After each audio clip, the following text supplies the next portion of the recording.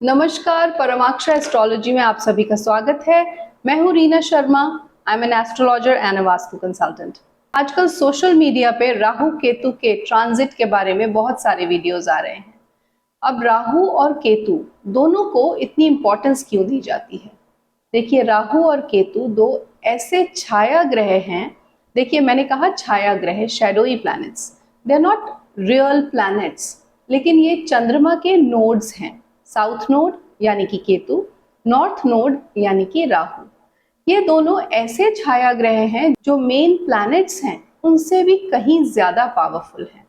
इनके एक्सिस के इर्द गिर्द हम सभी का जीवन चलता है। इनको डिस्ट्रक्शन के लिए जाना जाता है, लेकिन ये कार्मिक प्लैनेट्स हैं। ये हमारे कर्मों के हिसाब से हमें फल देते हैं, और जिस भी राशि में ये बैठे होते हैं आपके नेटल चार्ट में, उस राशि के हिसाब से, उसके अकॉर्डिंग, उसके सिग्निफिकेंसेस के हिसाब से ये काम करते हैं। अब राहु पिछले 1.5 साल से यानी कि 18 महीनों से मेष राशि में विराजित थे, मेष राशि में ट्रांजिट कर रहे थे। और जिन जिन की भी मेष राशि थी, आप सभी ने देखा होगा कि किस प्रकार वो आपको अपने ऊपर काम करने के लिए प्रेरित कर रहे होंगे, क्योंकि राहु एक बहुत ही एम्बिशियस प्लैनेट है। वो भ्रमित भी करते हैं। आपको बहुत कंफ्यूजन का सामना करना पड़ा होगा पिछले 1.5 साल में। और ये एक लंबा ट्रांजिट है, इसीलिए मैं इसके ऊपर वीडियो बना रही हूँ। जनरली मैं ट्रांजिट्स के ऊपर काफ़ी रेयर वीडियोस बनाती हूँ, सिर्फ उन प्लैनेट्स के ऊपर बनाती हूँ जो कि बहुत लंबे समय तक किसी राशि में रहते हैं, जैसे कि शनि, बृहस्पति या फिर राहु केतु, क्योंकि ये एक लंबे समय तक एक राशि में रहते हैं और आप सभी के जीवन को या मेरे जीवन को प्रभावित करते हैं एक लंबे समय के लिए। एंड जनरली शनि और राहु केतु के ट्रांजिट को बड़ा मेलेफिक ट्रांजिट कहा गया है, इसको मिसइंटरप्रेट भी किया गया है। अब होता क्या है, राहु एक छलिया ग्रह है। राहु आपको भ्रमित करते हैं, आपको इल्यूजन में रखते हैं, आपको एक्सपोनेंशियल ग्रोथ या फिर एक्सपोनेंशियल फॉल देते हैं।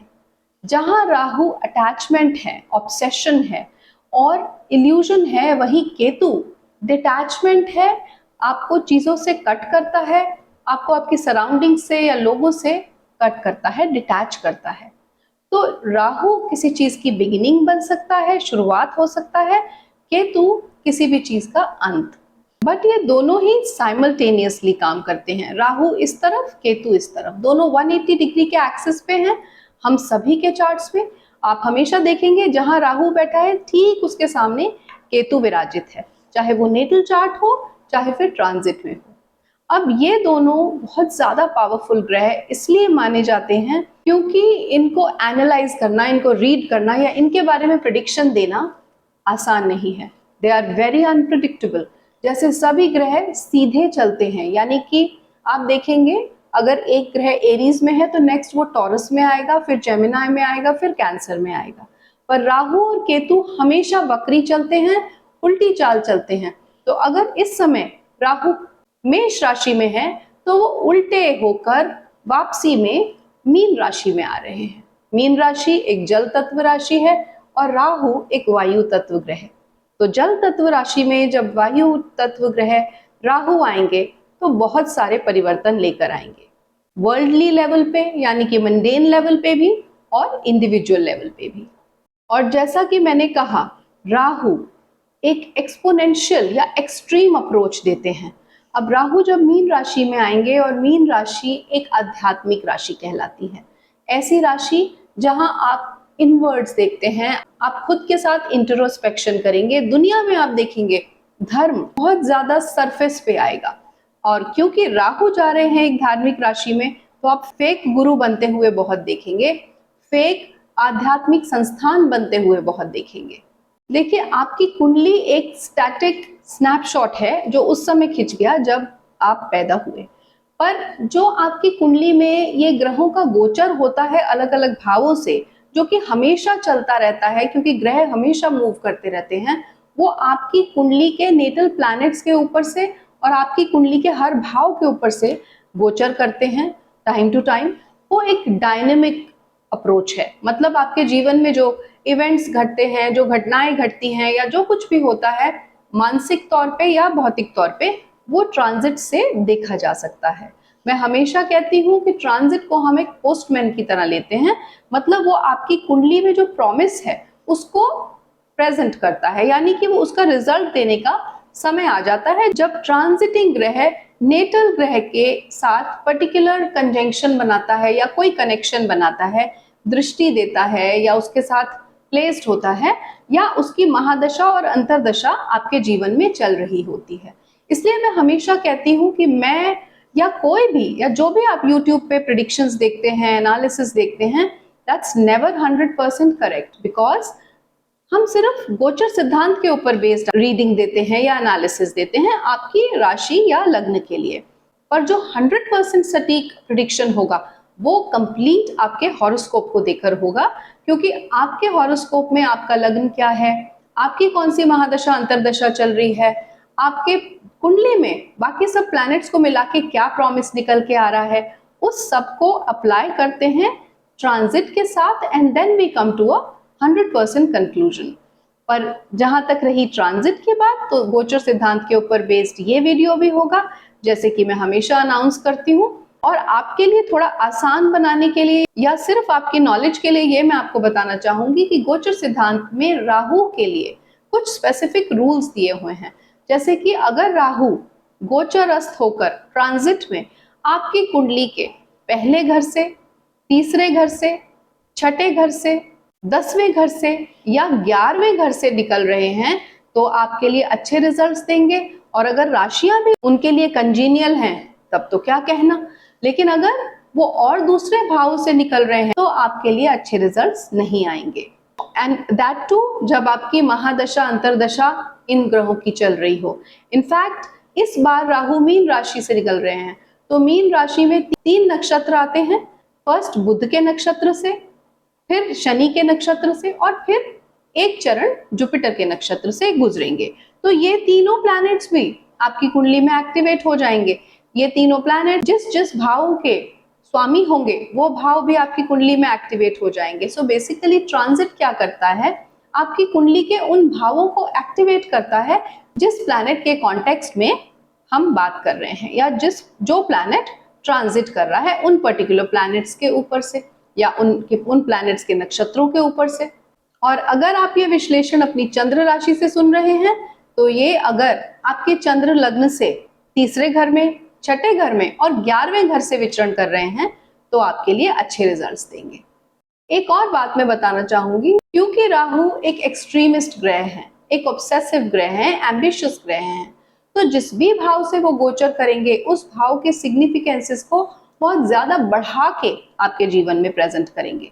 फॉर एग्जाम्पल, अगर राहु आपकी कुंडली के चौथे भाव से गोचर कर रहे हैं तो आपका मन करेगा उस ट्रांजिट के दौरान कि मैं बहुत प्रॉपर्टीज बनाऊं, क्योंकि शायद उसी से आपको शांति मिलती है। वहीं अगर वो 5th हाउस से गोचर करेंगे तो आप संतान की तरफ से बहुत ज्यादा कंसर्न्ड हो जाएंगे। इवन आपके लव इंटरेस्ट, वो भी 5th हाउस से देखा जाता है, उनके लिए बहुत ऑब्सेस्ड हो जाएंगे।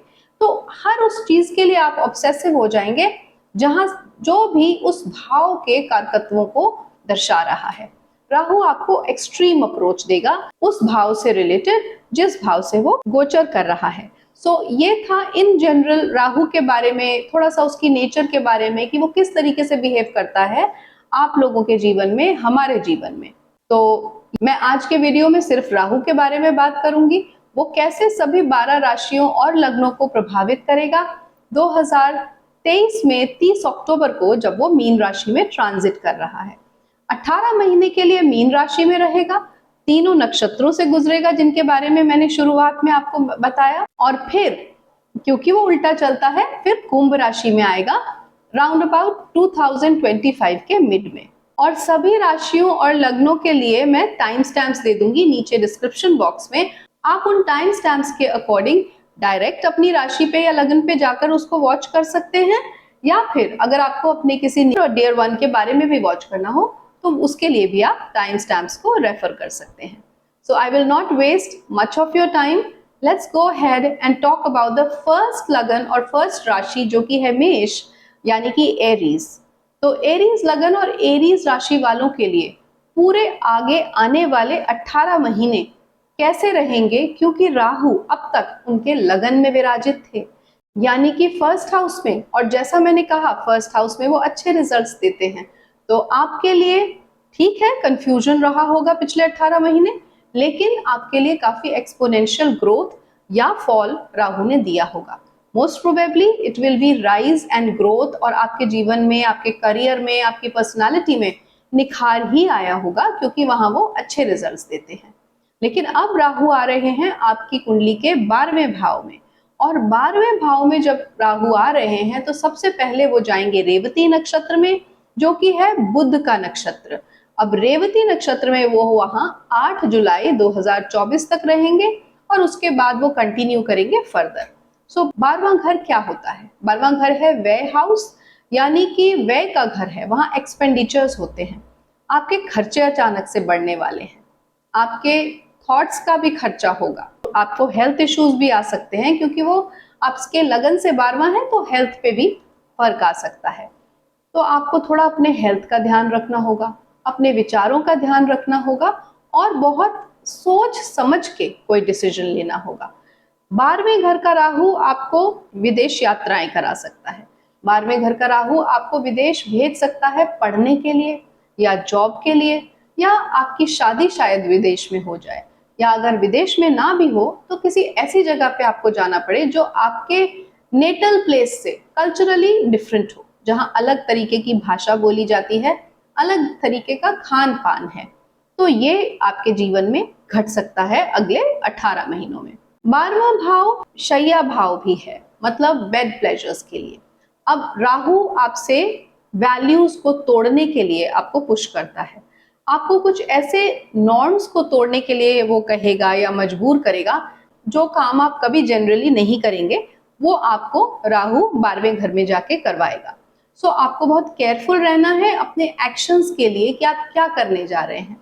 Take an experts advice before you take any major decision of your life.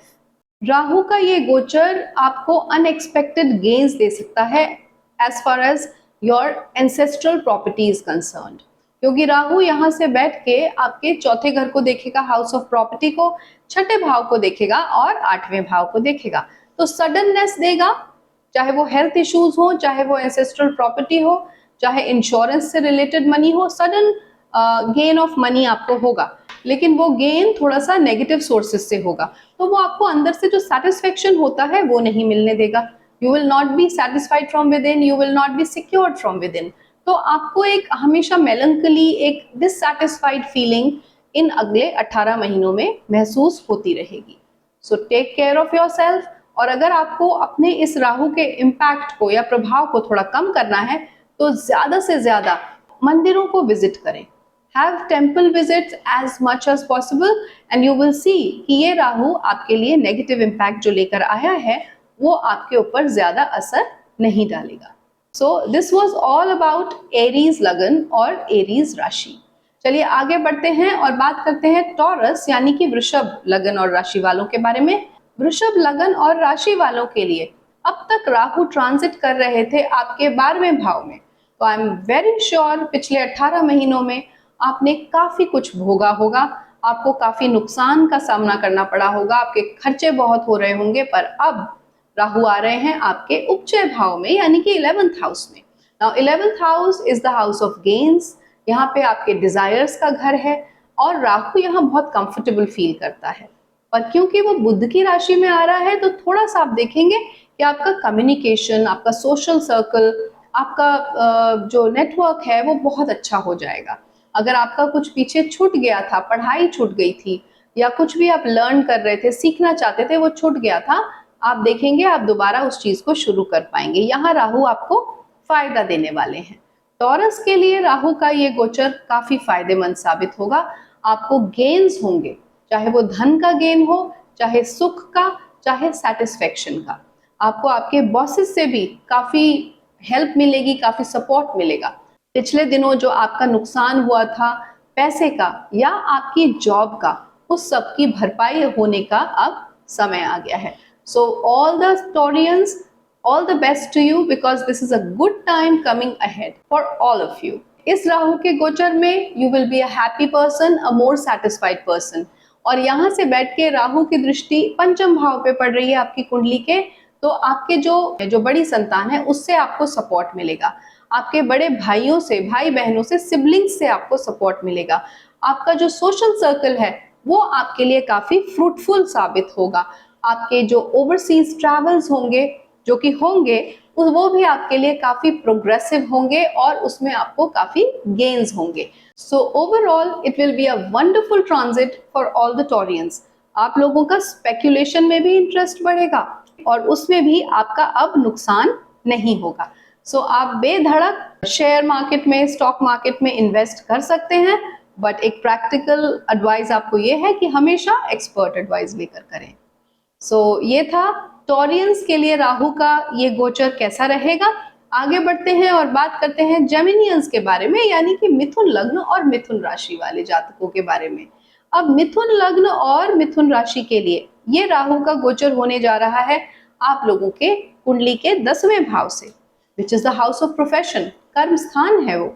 अब वहां से जब राहु निकलेंगे तो आपके लिए बहुत अच्छे रिजल्ट्स आएंगे, क्योंकि कहा जाता है अगर राहु 10 में तो दुनिया वश में।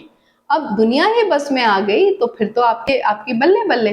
तो आप लोग बेधड़क अपने काम से रिलेटेड, अपनी जॉब से रिलेटेड चांसेस ले सकते हैं, रिस्क ले सकते हैं, पर वो कैलकुलेटिव रिस्क होना चाहिए। राहु 10th हाउस में है तो आपको वर्क रिलेटेड ट्रैवल्स बहुत होंगे, उससे आपको प्रोग्रेस मिलेगी और गेन्स भी होंगे। You will get support and recognition from your bosses as well. यहाँ से बैठ के राहु आपके 4th हाउस को देख रहे हैं तो मतलब आप प्रॉपर्टीज भी बनाएंगे, आप अपने घर को एक नया लुक दे सकते हैं, ज्यादा से ज्यादा प्रॉपर्टी बनाने के बारे में सोच सकते हैं। तो ये 18 महीने आपके लिए काफी अच्छे रहेंगे as far as your domestic bliss is concerned, your gain of property is concerned. आपको प्रॉपर्टीज से बेनिफिट होने वाला है। आपके फाइनेंसेस में भी बहुत ज्यादा बढ़ोतरी होगी। You will gain through outsourcing your work. आपकी सेविंग्स बहुत अच्छी होंगी, आपके फाइनेंसेस बहुत अच्छे होंगे। लेकिन मई के बाद, यानी कि मई 2024 के बाद आपके बहुत ज्यादा खर्चे बढ़ जाएंगे, लेकिन वो खर्चे अपनों के लिए ही होंगे, अपने परिवार के लिए होंगे, सुखों के लिए होंगे। वो खर्चे गलत तरीके से नहीं, बीमारी पे नहीं, लेकिन आपके फायदे के लिए, आपकी लग्जरीज के लिए, आपके सुखों के लिए यूज होंगे। तो उन खर्चों के लिए तैयार हो जाइए। Otherwise, it's a wonderful transit for you all. You will go for leisure trips, pleasure trips, and you will have a wonderful, beautiful 18 months ahead. तो ये था मिथुन राशि और मिथुन लग्न वालों के बारे में राहु का गोचर क्या लेकर आ रहा है। आगे बढ़ते हैं और बात करते हैं कर्क राशि या कर्क लग्न वालों के लिए ये राहु का गोचर क्या लेकर आया है। आप लोगों के लिए ये राहु का गोचर हो रहा है आपकी कुंडली के 9वें भाव से, यानी कि भाग्य स्थान से। अब 9वें भाव में राहु बहुत अच्छे रिजल्ट्स नहीं देता है, बट इट ऑल्सो डिपेंड्स कि वो किस राशि में बैठा है और आपकी कुंडली में प्लैनेट्स कैसे हैं। हो सकता है उतने बुरे रिजल्ट्स ना दे, लेकिन 9th हाउस में राहु बहुत अच्छे रिजल्ट्स तो नहीं देता है। बट क्योंकि जुपिटर यानी कि बृहस्पति जिसकी राशि में, मीन राशि में राहु इस समय ट्रांजिट कर रहे हैं, वो आपकी कुंडली के 11वें भाव में है गोचर में, तो उतना बुरा रिजल्ट भी नहीं आएगा। आप अपने काम से रिलेटेड शायद ट्रैवल कर सकते हैं, आपकी ट्रैवलिंग बढ़ जाए, आपको देश विदेश में ट्रैवल करना पड़े, जिसकी वजह से हो सकता है आपकी पर्सनल लाइफ हैम्पर हो और जिसकी वजह से आपका खर्चा बहुत ज्यादा हो। और 9th हाउस में बैठ के ये राहु आपके पिता की सेहत पे भी आपका बहुत खर्चा करा सकता है। तो अपने पिता की सेहत का थोड़ा ध्यान रखें, उनके मेडिकल चेकअप्स टाइमली कराते रहें। इन सब बातों का अगर आप ध्यान रखेंगे तो आप राहु के इस 18 महीने के गोचर को ठीक से पार कर पाएंगे। सिर्फ आपके लिए भी क्या जरूरी है, जितना आप मंदिरों को विजिट करेंगे, जितना धार्मिक स्थलों पर आप जाएंगे, जितना आप अपने पिता को, अपने गुरुओं को और अपने मेंटोर्स को सम्मान देंगे, उतना ही ये गोचर आपके लिए आसान होता चला जाएगा।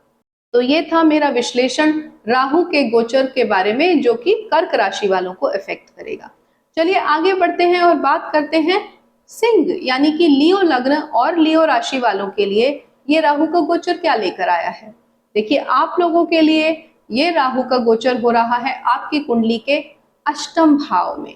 8म भाव पाताल लोक है। 8म भाव सडननेस को दर्शाता है। 8म भाव आपकी एंसेस्ट्रल प्रॉपर्टी को भी दर्शाता है। जब अष्टम भाव में राहु आएंगे तो हो सकता है आपका सोर्स ऑफ इनकम या सोर्स ऑफ गेन या सोर्स ऑफ मनी जो आपको मिलने वाला है वो नेगेटिव सोर्स हो, यानी कि आपको उस सोर्स से दुख हो कि ये पैसा मुझे क्यों मिल रहा है। फॉर एग्जाम्पल इंश्योरेंस का पैसा, आप सभी जानते हैं इंश्योरेंस का पैसा आपको कब मिलता है, तो ये आपके लिए एक बहुत अच्छा प्लेसमेंट नहीं होगा। काम से रिलेटेड ट्रैवल्स बहुत बढ़ जाएंगे और इन ट्रैवल्स के चलते एक्सपेंसेस भी होंगे और ये ट्रैवल्स आपके लिए फायदेमंद भी नहीं होंगे। तो यानी कि आप अंडर प्रेशर हो जाएंगे, you will be under tremendous pressure as far as your work is concerned, your money is concerned and your health is concerned. आपको बहुत ज्यादा मेहनत करनी पड़ेगी कुछ भी थोड़ा सा अचीव करने के लिए। ये मेहनत आपको फिर से प्रेशराइजिंग लगेगी। आप अपनी नौकरी चेंज करने के बारे में सोच सकते हैं। You want to attain a better level, a good money, तो उसके लिए आप मई 2024 के बाद ट्राई कर सकते हैं। तो ये था छोटा सा विश्लेषण लियो यानी कि सिंह राशि और सिंह लगन वालों के बारे में। चलिए आगे बढ़ते हैं और बात करते हैं कन्या राशि और कन्या लगन वालों के लिए। ये राहु का 18 महीने का जो गोचर मीन राशि में होने जा रहा है ये क्या लेकर आया है। कन्या राशि और कन्या लगन वालों के लिए ये गोचर होने जा रहा है आपके सप्तम भाव में। सप्तम भाव house of marriage, house of business partnership, house of spouse, वहां राहु आके बैठ गए, आपको बहुत ज्यादा ऑब्सेसिव बना देंगे अपनी शादीशुदा जिंदगी के बारे में। आप अपने स्पाउस के लिए बहुत ऑब्सेस्ड हो जाएंगे, आप उनके ऊपर बहुत ज्यादा नजर रखने लगेंगे। हो सकता है इस समय पे आपके या आपके स्पाउस के एक्स्ट्रा मैरिटल अफेयर्स चल जाएं, तो आपको बहुत ज्यादा ध्यान रखना होगा। आप किसी भी ऐसे इंसान से कनेक्ट ना हो जहां आपको बहकने का, बिखरने का डर हो, अन्यथा आपके शादीशुदा जीवन में बहुत ज्यादा आर्ग्यूमेंट्स होने लगेंगे, बहुत ज्यादा मिसअंडरस्टैंडिंग्स हो सकते हैं, मतभेद हो सकते हैं, ईगो क्लैशेस हो सकते हैं and a beautiful relationship can be ruined just because of this short visit of Rahu in your 7th house। आपको ये 18 महीने काटने हैं, be cautious about it. When you know about it कि राहु की वजह से ऐसा हो रहा है, थोड़ा सा अपने एक्शंस पे और अपनी जबान पे अगर आप कंट्रोल कर लेंगे तो maybe you will be able to avoid so many situations which are not in your favour. और क्योंकि देवगुरु बृहस्पति भी आपकी कुंडली में वेल प्लेस्ड हैं, तो आप बहुत सारे नेगेटिव एस्पेक्ट से या मेलेफिक इम्पैक्ट से बच सकते हैं। आपको सिर्फ थोड़ा ध्यान रखना होगा और मई 2024 के बाद तो आप देखेंगे कि आपके जीवन में जो ट्रैवल्स होंगे काम से रिलेटेड या आपके जीवन में जो फाइनेंसेस हैं या जो रिलेशनशिप इश्यूज हैं वो धीरे धीरे ठीक होते जा रहे हैं। You just need to put in some positive efforts towards them. तो ये था छोटा सा विश्लेषण कन्या राशि और कन्या लग्न वालों के बारे में। चलिए आगे बढ़ते हैं और बात करते हैं तुला लग्न और तुला राशि वालों के लिए ये राहु का 18 महीने का गोचर क्या लेकर आया है।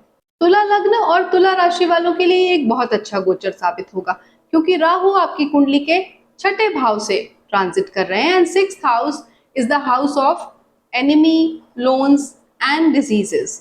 लेकिन जब राहु वहां आते हैं, एक दुस्थान में आते हैं, तो बहुत अच्छा रिजल्ट देते हैं। मतलब you will have courage to fight with your enemies, you will have courage to fight with the obstacles that you are going to have in your life.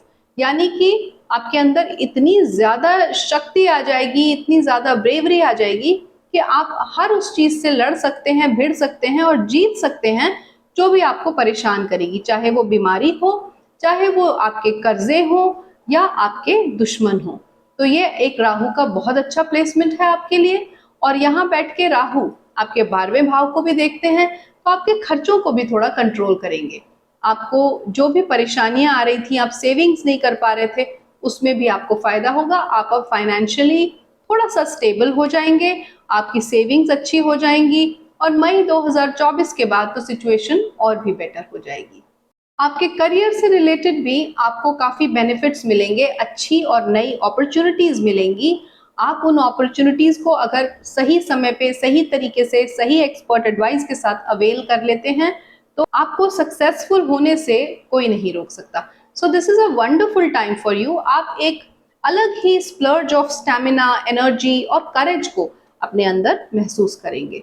आप लोन्स भी अगर लेंगे तो वो भी आपके बेनिफिट के लिए होगा, किसी ऐसी जगह इन्वेस्ट करने के लिए होगा जिससे आपको आगे चल के बहुत अच्छे रिटर्न्स मिलेंगे। So overall, a wonderful transit of Rahu for all the Librans. चलिए आगे बढ़ते हैं और बात करते हैं स्कॉर्पियो के बारे में, यानी कि वृश्चिक लगन और वृश्चिक राशि वालों के लिए ये राहु का 18 महीने का गोचर क्या लेकर आया है। देखिए, आप लोगों के लिए ये राहु का गोचर हो रहा है आपके कुंडली के पंचम भाव से। अब 5th हाउस से राहु का गोचर is not suppose to be very good. ये बहुत अच्छा नहीं है आपके लिए। आपकी संतान से रिलेटेड टेंशन्स बढ़ने वाली हैं। आप अगर किसी भी तरीके की इन्वेस्टमेंट करने वाले हैं, जिसको हम स्पेक्युलेटिव इन्वेस्टमेंट कहते हैं, मतलब जहां रिस्क बहुत ज़्यादा इन्वॉल्व होता है, चाहे वो स्टॉक मार्केट हो, चाहे शेयर मार्केट हो, तो वहां भी आपका पैसा डूबने के चांसेस हैं। अगर आप किसी प्रेम संबंध में हैं तो वहां मिसअंडरस्टैंडिंग होने के चांसेस हैं, डिसलॉयल्टी होने के चांसेस हैं, डिसेप्शन होने के चांसेस हैं। तो ये राहु का गोचर आपके लिए बहुत अच्छे रिजल्ट्स नहीं ला रहा। पंचम भाव में जब राहु विराजित होते हैं तो वहां से 9th हाउस को भी देखते हैं। अब अगर आपकी कुंडली के नवम भाव को यानी भाग्य स्थान को राहु देखेंगे तो आप अपने भाग्य से रिलेटेड चिंतित रहेंगे, आप ओवर थिंकिंग करेंगे और ओवर थिंकिंग के चलते maybe you will be a victim to stress and anxiety और आपको हेल्थ इश्यूज आ जाएंगे। तो आपको ओवर थिंकिंग से बचना है, थोड़ी सी कूलर अप्रोच रखनी है चीज़ों को लेके। अगर आप ऐसा करते हैं तो ये समय आपके लिए ठीक ठाक निकल जाएगा। अदरवाइज आपको लंबे समय तक इस राहु के प्रभाव को झेलना पड़ेगा। ऑल्दो राहु का 5th हाउस में जो प्रेजेंस है या ट्रांजिट हो रहा है वो आपकी शार्पनेस को बढ़ा देगा। आप बहुत ज्यादा एनालिटिकल वे में चीजों को सोचने लगेंगे, बट साथ ही साथ कंफ्यूज्ड भी रहने लगेंगे। बिकॉज राहु इज इल्यूजन, वो भ्रम क्रिएट करता है। तो चीजों को लेके आप काफी भ्रमित होंगे। अपने बच्चों को लेके आपके मन में तरह तरह के शक पैदा होते रहेंगे। तो आप अपने मन को, अपने विचारों को थोड़ा कंट्रोल करें और किसी एक्सपर्ट का एडवाइस लेकर आगे बढ़ें। तो ये था वृश्चिक राशि वालों के बारे में ये राहु का गोचर, जो कि 18 महीने तक आपको प्रभावित करेगा। उसके बाद बात करती हूँ धनु राशि के बारे में या धनु लग्न वालों के बारे में। अब आप लोगों के लिए यानी कि धनु राशि और धनु लग्न वालों के लिए ये राहु आपकी कुंडली के 4थे भाव में आ रहे हैं, यानी कि 4th हाउस। 4th हाउस क्या है? हमारे पारिवारिक सुख को दिखाता है, हमारी प्रॉपर्टीज को, हमारे असेट्स को दिखाता है, हमारे मेंटल पीस को दिखाता है। जब राहु आ जाएंगे 4th हाउस में तो डेफिनेटली आपका जो पारिवारिक सुख है, जो डोमेस्टिक ब्लिस है, वो हैम्पर्ड होगा। आप प्रॉपर्टीज तो बहुत बना पाएंगे, आपको और मन करेगा कि मैं ज्यादा से ज्यादा प्रॉपर्टीज खरीदूं, लेकिन आप हमेशा एक्सपर्ट एडवाइस लेकर उसे खरीदिए। ऐसा ना हो कि आप किसी डिस्प्यूट में पड़ जाएं या प्रॉपर्टीज में इन्वेस्ट करने के चक्कर में आपका नुकसान हो जाए। सो ऐसा हो सकता है, तो बी केयरफुल अबाउट दैट। उसके अलावा जब राहु 4th हाउस में होते हैं तो आपके 10th हाउस को देखते हैं। 10th house is house of profession. तो ऐसा हो सकता है कि काम से रिलेटेड आपको ट्रैवल करना पड़े या आपका सोर्स ऑफ इनकम बाहर से हो, किसी डिफरेंट कंट्री से हो, किसी डिफरेंट स्टेट से हो, जिसका कि कल्चर और खान पीन अलग तरीके का है। आपको हेल्थ इश्यूज हो सकते हैं, जैसे पैरों में स्टिफनेस या दर्द, थाइज में स्टिफनेस हो सकती है स्पेसिफिकली, आपको एलर्जीज हो सकती हैं। कुंडली का 4th हाउस माँ को भी इंडिकेट करता है, मतलब माता को रिप्रेजेंट करता है।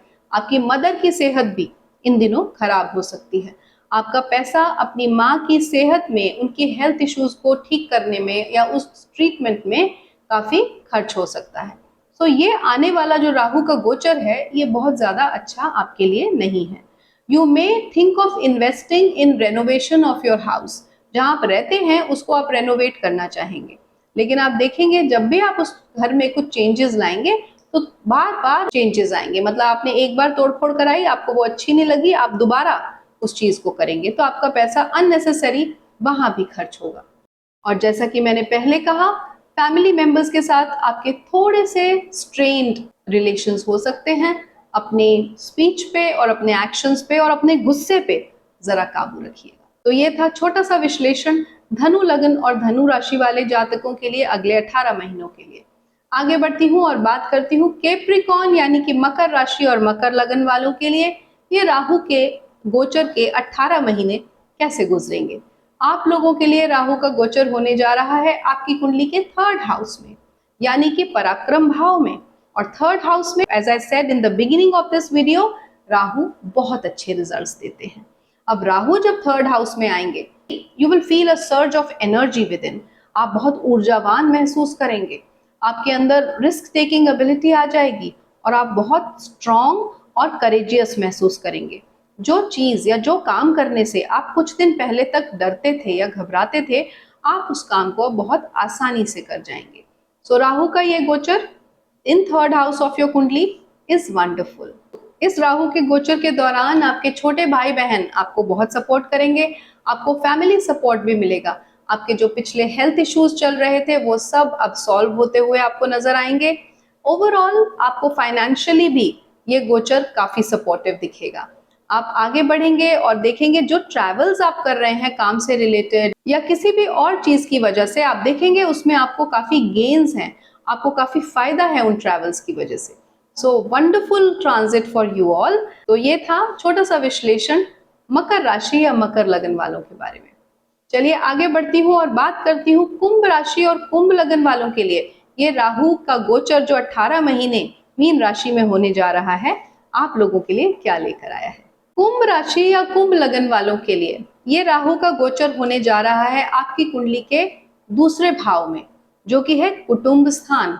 कुटुंब यानी कि फैमिली, जब वहां से राहु का गोचर होगा तो आप देखेंगे कि ये आपके मतभेद पैदा कर देगा आपके खुद के फैमिली मेंबर्स के साथ। अगर आपके घर में आप बड़े हैं तो भी आप देखेंगे कि छोटे आपकी अब इज्जत नहीं कर रहे, आपकी बात नहीं सुन रहे, और जो आपको बहुत ज्यादा अफेक्ट करेगा, यू विल फील डीवैल्यूड हियर। और फिर फैमिली में कंफ्यूजन्स पैदा होंगे, फाइनेंशियल लॉसेस पैदा होंगे, जिसकी वजह से आपके हाथ से चीजें बियॉन्ड कंट्रोल हो जाएंगी। आपकी स्पीच खराब होने के बहुत ज्यादा चांसेस हैं। You may gate abusive with your family members. आपको अपनी स्पीच का बहुत ज्यादा ध्यान रखना है कि आप उनसे कैसे बात कर रहे हैं। It will be out of control, so you need to control your speech, you need to control how much you are eating. आपको खाने पे भी कंट्रोल नहीं रहेगा। सडनली आप अपनी डाइट से बहुत ज्यादा खाना शुरू कर देंगे, and that will cause obesity, which will be again the reason or cause of many health problems in your life. तो आप बहुत ध्यान रखें आगे आने वाले 18 महीनों में अपने खान पीन का, क्या आप खा रहे हैं, कैसे आप बोल रहे हैं, आप अपने ऊपर काम कर रहे हैं या नहीं, एक्सरसाइज, व्यायाम, मेडिटेशन, ध्यान, ये सब चीजें आपके लाइफस्टाइल में जरूर होनी चाहिए। आपको हेल्थ इश्यूज भी आ सकते हैं, स्पेसिफिकली दांतों से रिलेटेड और आंखों से रिलेटेड। आपको आई इन्फेक्शन हो सकता है, आपके दांतों में कोई ना कोई गम्स में या दांतों में दर्द आ सकता है। So you need to be careful. आप उसका टाइमली चेकअप कराएं। और ये भी हो सकता है कि आपके खर्चे इतने बढ़ जाएं कि आपको लोन्स लेने पड़े, यानी कि कर्जा लेना पड़े, और वो कर्जा इतना ज्यादा मुश्किल हो जाए आपको रीपे करना कि जिसकी वजह से आप काफी एंग्शियस हो सकते हैं, चिंतित रह सकते हैं। तो ये ट्रांजिट आप लोगों के लिए कुछ खास रिजल्ट्स लेकर नहीं आया। It's a difficult transit for you. आपको करना क्या है इस समय पे, आपको हॉस्पिटल्स जाना है, यानी कि ऐसे नहीं बीमार होके आप जाइए, हॉस्पिटल्स में जाइए और वहां जाकर आप कोई ना कोई कुछ ना कुछ थोड़ी बहुत दवाई डोनेट कर दीजिए, या फिर आप मंदिरों में अपने विजिट्स को बढ़ा दीजिए। हर हफ्ते एक बार मंदिर होकर आइए। अगर आप ऐसा करते हैं तो थोड़ा सा इस राहु का जो नेगेटिव इम्पैक्ट है आपके ऊपर कम हो जाएगा। So this was all about Aquarius, and ये अगले 18 महीने कुंभ राशि वालों के लिए कैसे होने वाले हैं। तो चलिए आगे बढ़ते हैं और बात करते हैं मीन राशि या मीन लगन वाले जातकों के लिए ये राहु का गोचर जो 18 महीने के लिए आप ही के लगन में यानी मीन राशि में होने जा रहा है, आप लोगों के लिए क्या रिजल्ट्स लेकर आया है। मीन राशि और मीन लगन वालों के लिए ये एक बहुत अच्छा गोचर साबित होगा, क्योंकि जैसा मैंने इस वीडियो के शुरू में कहा था, फर्स्ट हाउस कुछ भाव बताए थे जिनमें राहु का गोचर अच्छा माना जाता है गोचर सिद्धांत के हिसाब से। तो फर्स्ट हाउस में राहु का गोचर वंडरफुल होता है। ये आपको फुल कंट्रोल दे देगा over your own personality, over your own health and over your own self. मतलब आप सेल्फ के ऊपर बहुत काम करेंगे। आप पिछले कुछ महीनों में मैं कहूंगी बहुत ज्यादा अपनी हेल्थ को नेग्लेक्ट कर रहे थे। आप देखेंगे जैसे ही ये गोचर होता है आप सेल्फ कॉन्शियस हो जाएंगे, you will become fitter and more energetic than before. पिछले दिनों आपको स्टमक रिलेटेड यानी गट रिलेटेड प्रॉब्लम्स को फेस करना पड़ रहा होगा। हो सकता है आप अपने काम में इतना ज्यादा एनग्रॉस्ड हो गए हों कि आप अपने को अवॉइड कर रहे हो, नेग्लेक्ट कर रहे हो। So this is the time when you will start thinking towards your own benefit and having a more balanced lifestyle. जो आपका डे टू डे लाइफ है वो थोड़ा इम्पैक्ट हो सकता है। आप डिसीजंस ले सकते हैं जो हेस्टी डिसीजंस हो, बिना सोचे समझे हो, तो थोड़ा उस बात का ध्यान रखिए। एक्सपर्ट एडवाइस लीजिए कोई भी मेजर डिसीजन लेने से पहले। अगर आप इन छोटी छोटी बातों का ध्यान रखेंगे तो आप देखेंगे कि राहु का गोचर आपके लिए अच्छे रिजल्ट्स देगा। पर इस राहु के ट्रांजिट में जो आपके दोस्त हैं, you will not get support from them now. आपके फ्रेंड्स काफी सपोर्टिव रहे हैं पास्ट में, बट इस राहु के ट्रांजिट में उनका सपोर्ट आपको थोड़ा कम मिलता हुआ मैं देखती हूँ। आपके खर्चे बढ़ने वाले हैं, स्पेशली मई 2024 के बाद। आपका काम का यानी वर्क प्रेशर भी बहुत बढ़ने वाला है और हो सकता है आप जल्दबाजी में डिसीजन लें और फिर आपके थोड़े बहुत नुकसान भी हों। So what you need to do is start doing a lot of meditation and dhyan and try to get close to nature as much as possible. इस दौरान हो सकता है आपके कुछ लीगल केसेस या लीगल इश्यूज भी सरफेस पर आए। So be careful, take actions very carefully. Otherwise, for self growth and for self improvement, it's a wonderful transit for all the Pisceans. तो ये था मेरा छोटा सा विश्लेषण सभी 12 राशियों और 12 लग्नों के लिए। ये राहु का 18 महीने का गोचर क्या लेकर आ रहा है। आई होप ये वीडियो आपको मदद करे अपने आगे आने वाले समय को प्लान करने के लिए, स्ट्रेटेजाइज करने के लिए। और अगर आप पहली बार मेरा वीडियो देख रहे हैं, आप मेरे चैनल पे नए हैं, तो please go ahead and subscribe this channel and forward this video to more and more people so that they also get benefited. अपने फैमिली और फ्रेंड्स के साथ शेयर करें, उन्हें भी इस वीडियो से फायदा उठाने का मौका दें। Thank you for watching this one. See you next time very soon with Ketu's transit, which is happening at the same time जब राहु का ट्रांजिट हो रहा है, क्योंकि जैसा मैंने पहले कहा दोनों साइमल्टेनियसली काम करते हैं हमारे जीवन में और हमारे लिए ये कार्मिक प्लैनेट्स हैं, तो हमारे जीवन को बहुत हद तक प्रभावित करते हैं। तो अगले वीडियो में मिलती हूँ केतु के प्रभावों के साथ आप सभी 12 राशि और 12 लग्नों वाले जातकों के लिए।